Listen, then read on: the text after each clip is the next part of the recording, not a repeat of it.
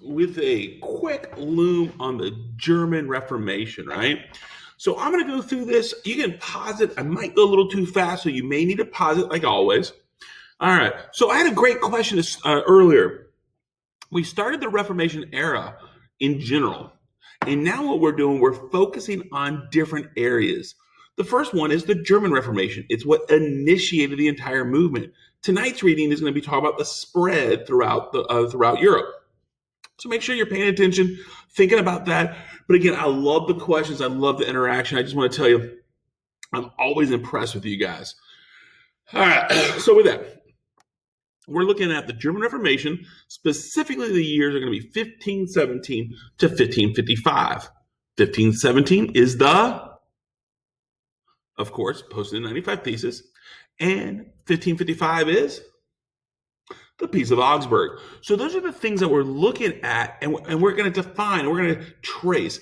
It is true. I'm going a little faster than I normally do, just because I'm realizing you guys are capable to kind of figure things out. I gave you guys a couple assignments, and I hope that's been helpful. But once again, I am more than willing to answer questions. So please make sure you're messaging me, or you're asking if you need to go some time. But let's see how it all started. How does it all start? It's going to be the indulgence controversy, right? Indulgence. An indulgence is literally a pardon for sin, right? So it's a pardon for sin. It's meant for you to get out of purgatory. If you think about it, when Mr. Frederick the Wise collected 19,000 relics, he collected enough indulgences to cancel out over 2 million years out of purgatory. So an indulgence is literally a piece of paper that says the Pope has forgiven your sin. In 2020, if you're Catholic, you still acquire indulgences. There's a belief in the Catholic theology that indulgences are still important. The problem is, it's not about today. It's about what happened at this moment. And we're going to talk about Tetzel in a hot second. All right, so where does it all start? I do think it starts with early Luther. And early Luther, you probably have if you're not powering up, you have a ton of stuff there, right? You've outlined. But in reality, this is what's important. You know that during this time period, as we're looking, as the doctrine of justification, you should have realized that Luther, he went from being a lawyer to a monk. And as a Catholic monk, he thought that was going to save him. Then he didn't feel saved. And then he confessed. And then he confessed, which is one of the 7 sacraments. And he confesses. And he's hoping to feel saved. Through all of that process, he never felt saved. And then one day he was reading the book of Romans. And out of it, he discovered what he considered the doctrine of justification. Doctrine of justification says it really doesn't matter about the works you do. It's about your faith. And faith alone saves. For the first time in his life, he felt spiritually satisfied. Really kind of important. But he realizes, can he share that with other people? No, that would make him a heretic. Does anybody want to be called a heretic? Heck no. But he is going to be forced to come out of the spiritual closet because of Leo X's Julian indulgence. The Julian indulgence was basically saying, hey, if you give money, we will give you indulgences. So instead of a spiritual journey, people were then saying, ooh, I could skip the spiritual journey, give money, and be saved. And Tetzel was the chief hawker. If you were like, I don't know what a hawker is what he's doing here. Hawking means to sell. Sell. Okay? No, the other sell. To sell. And these guys over here are this political cartoon. These guys over here are trying to find this. Now, over here, this image is Martin Luther. And Martin Luther is muy angry about this. And he wants to end the process. Well, really quickly, as you guys were reading, the Leo X and Tetzel's forced Luther out of that closet, right? He's closeted in the sense that he wants to talk about justification by faith. He doesn't want to be considered a heretic, but a turning point in history. On October 31st, 1517, Luther posts his 95 Theses on a church door in Wittenberg. These were 95 statements that opposed the selling of indulgences. If you're a really good power mapper, you absolutely already have checked and you've read through some of those that were in your document. Kind of interesting. But I want to point out the 95 Thesis does not make Luther a heretic. This is not a statement of justification. This was just 95 criticisms of the selling of indulgences, which actually was opposed to Catholic theology. So he's spot on. Well, the problem is Leo ignores him. What did you guys hear? Leo calls him a what? A drunken German friar. He doesn't give a crud about this guy. And unfortunately, Christendom is about to collapse. So here's the first thing he does. Leo orders the Leipzig debate. Johannes Eck. Eck is a really important Catholic theologian and was really good at debating. At the Leipzig debate, Eck was trying to get Luther to recant his beliefs about the indulgences and quickly realized, holy crud, Luther is right. Luther is absolutely correct on his spiritual standing. So instead of Eck saying, hey, that's cool, he then decides to change the nature of the debate, and it focused on the authority of the Pope.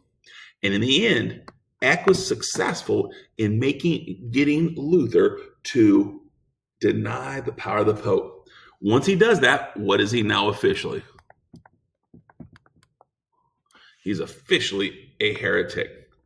Really kind of important as we unfold the story, right? Well, quickly, Luther's like, oh my God, who was the last heretic that we talked about? Yep, you got it, John Huss. And what happened to John Huss? Yep, Bohemian Barbecue. Do you see why Luther immediately has to act? He wants to create a movement that will protect them.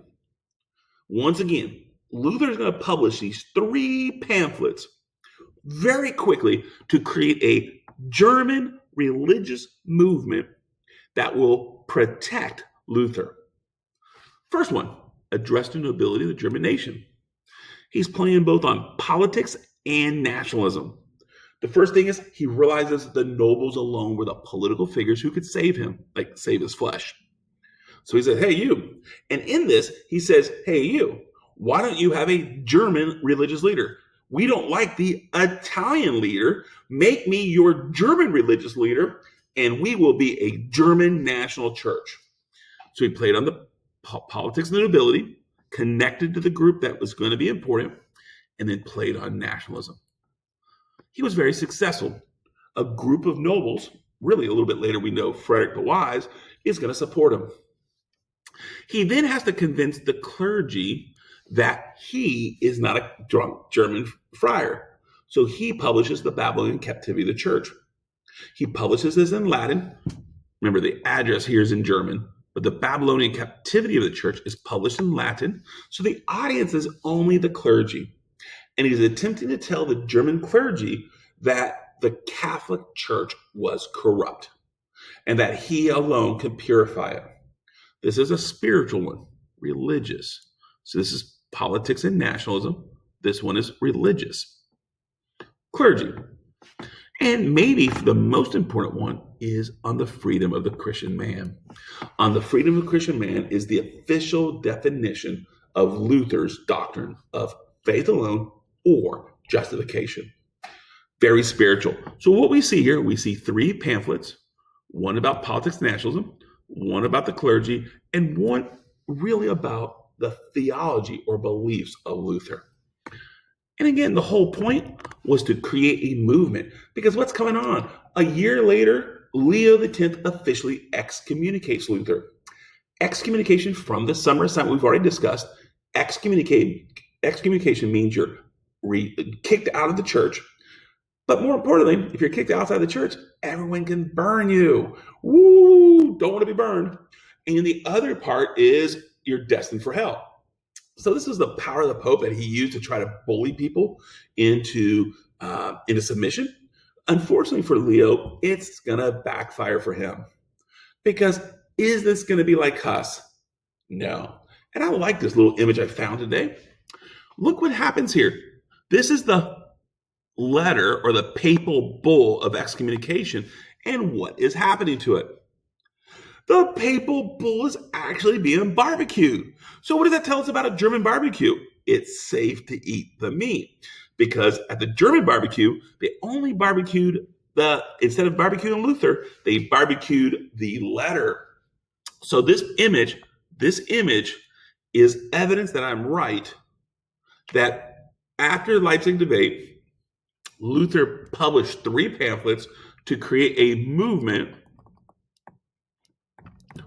Ran out of room. Create a movement to protect him. And we now know, is it 1521 and 1522? Who cares? When Leo X excommunicates Luther, Luther is protected. He is not going to be a Huss.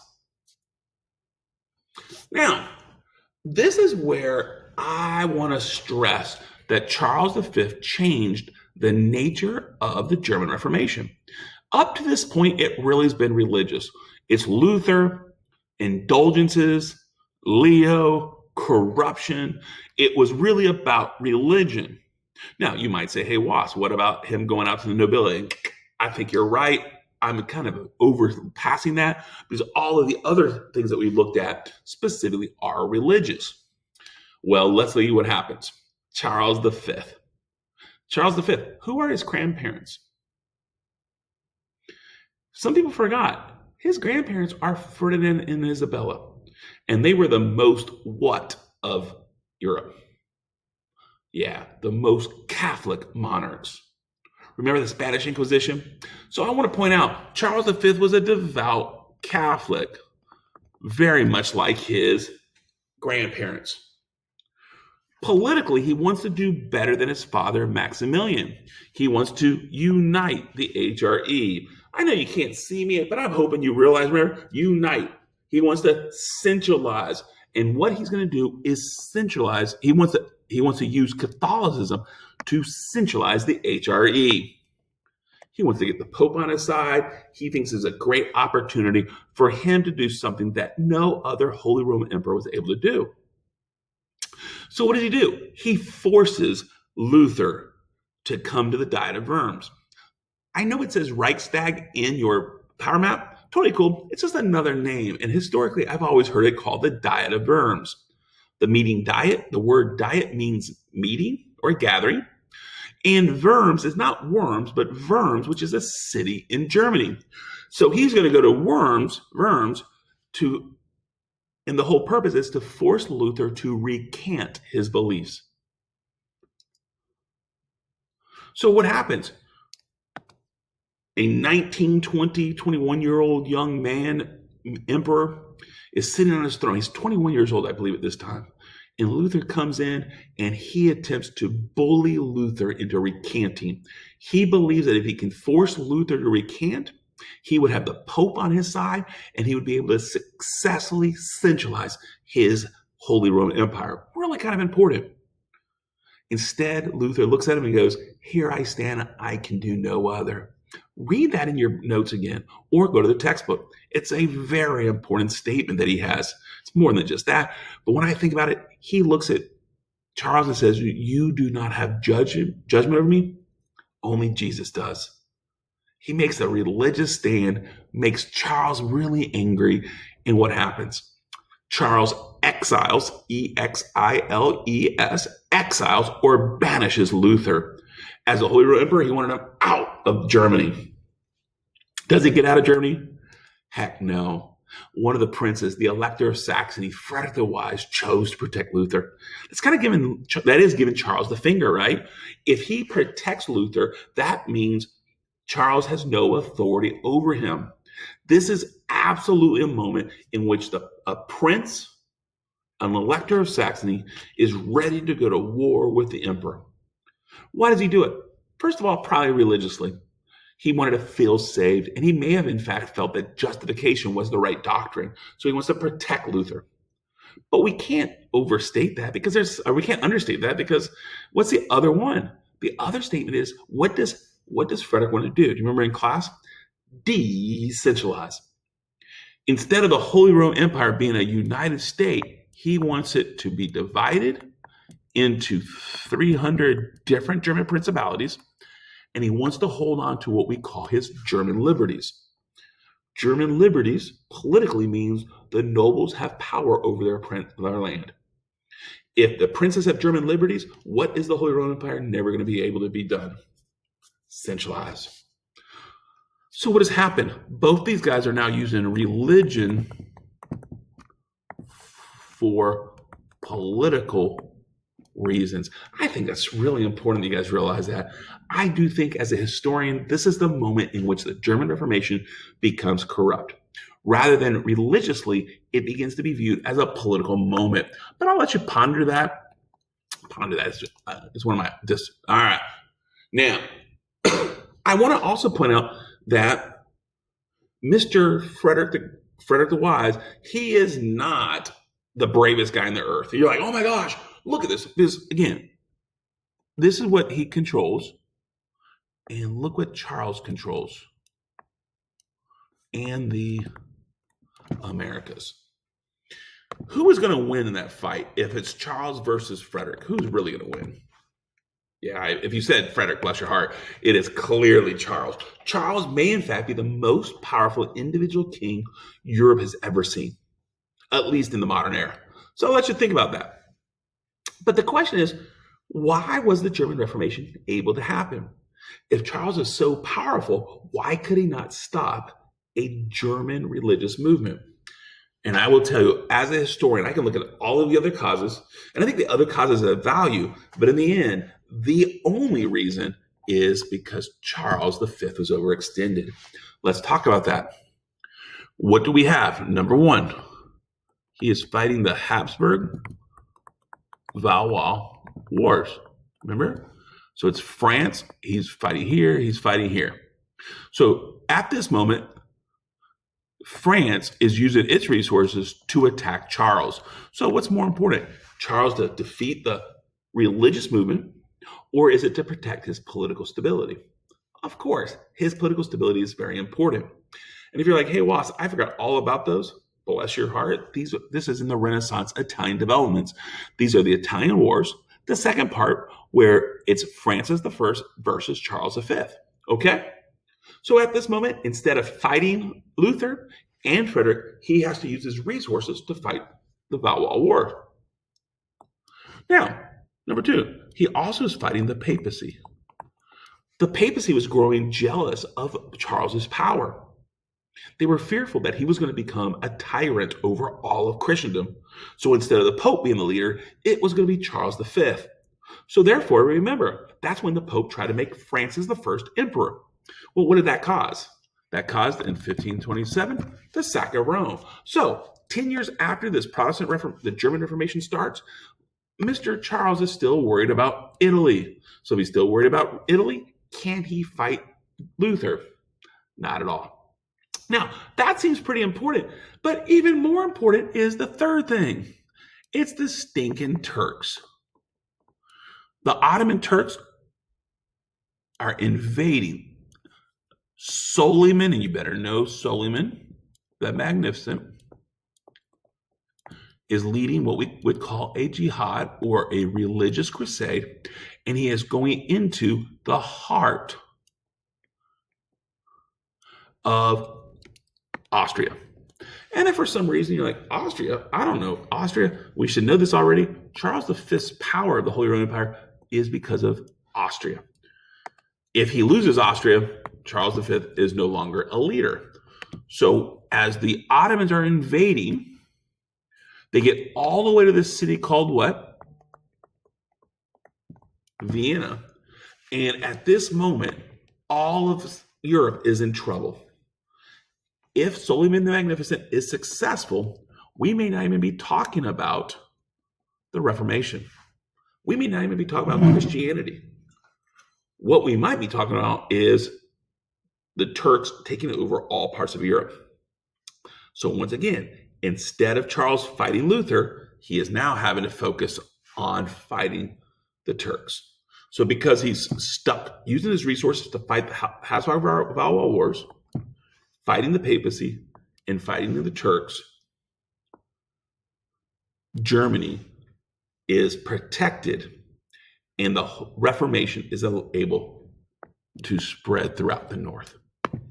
I hope that makes sense, guys. And I had that assignment. You may want to go back to it and see what you got.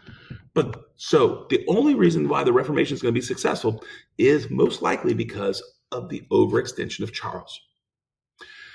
Now, the German politics. We have the formation of the Schmalkaldic Leagues. And we got to start working on our spelling. I don't think you're ever really going to need to spell Schmalkaldic League, but please begin to think about how to spell that. So, the Schmalkaldic League. It is a league of North German princes who wanted to decentralize the HRE and maintain their German liberties. The way they're going to do that is converting to Lutheranism. So if northern Germany becomes, if the northern part of the HRE becomes Lutheranism, how many religions would the HRE have? 2. If they have 2 religions, what then will occur? Will HRE be more centralized or more decentralized? Of course, more decentralized. So once again, it's political and religious. This is going to lead to a series of wars from the 1530s to 1555, which we call the German Wars of Religion. You actually might have one of them in your power map, the Schmalkaldic War. We just need to know them as the German Wars of Religion. And this is going to be the Schmalkaldic League versus the Catholics. These guys are the Catholics. These guys are the League. And they're about to have a nice key war. And that war comes to an end.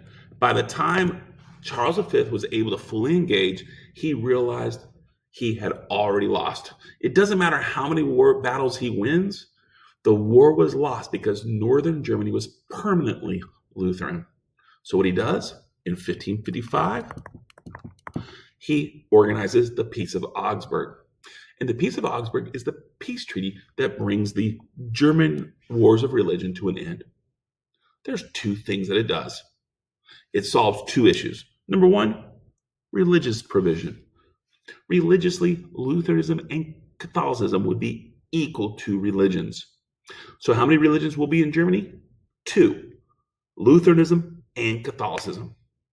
So with 2 religions, are we more or less united? Of course, less. So religiously, 2 religions. Politically, the nobles maintained their German liberties. The nobles alone chose the religion of their principality. So if I'm Saxon, if I live in Saxony, guess what I'm going to be?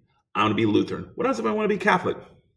Doesn't matter because Frederick the Wise is the one that selects the religion for the area. We'll talk more about that in class if you're confused. But what I want to point out, German liberties means the most important political leaders in the Holy Roman Empire is the nobles, the princes, not the emperor. So therefore, in 1555, the Holy Roman Empire is going to be permanently divided 2 ways, religiously and politically. And this is what we see. Conclusion, right? Northern Germans were prepared for the Reformation because of all the things we quizzed on. We'll quiz on tomorrow. Luther's justification and doctrine becomes a theology for people to believe in, that my faith alone can save. Leo X failed to really solve the issues. Charles V, overextended, too busy. He can't deal with this issue. And because of Frederick's religious and political goals were united, Frederick was able to be successful. So in 1555, this area here that I'm circling is going to be Lutheran, and this area here is going to be Catholic. And these 2 areas are going to be permanently, culturally, and religiously divided because of this. So in 1555, the German Reformation is successful. It comes to a nice, clear end. The Peace of Augsburg happens. Lutheranism is a permanent religion within the German Empire, and the princes have all power. I hope that makes sense to you guys.